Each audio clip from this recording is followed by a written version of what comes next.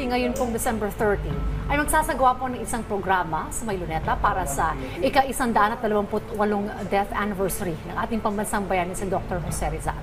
At para manghingi po tayo ng update kaugnay niyan, makakasama po natin live si Audrey Gorceta. Audrey, kamusta dyan ngayon? Ayan, isang makasaysayang umaga sa inyo dyan. Dayan, Patrick, Meiji at Prof. no?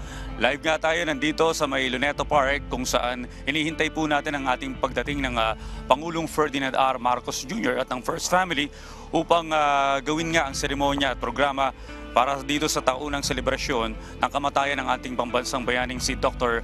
Jose Rizal.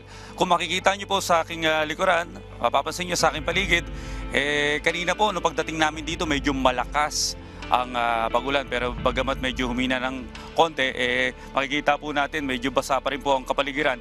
Ngayon pa man, nakahanda na po ang lahat dito mula sa militar, mula sa PNP, gayon na rin ang iba pang mga panauhin gaya ng Philippine Boy Scout at iba pang mga international media at international mga bisita dito sa may Luneta. Kayong pa man, hinihintay po natin ang Pangulo dahil alam naman natin ang seremonya no, ay ang pag-aalay ng bulaklak ng ating Pangulong Ferdinand R. Marcos Jr. sa pantayog ng ating pambansang bayaning si Jose Rizal. Dayan? Maraming salamat, Audrey, at abangan po ninyo ang ating special live coverage kaugnay po ng Rizal Day ngayong taon.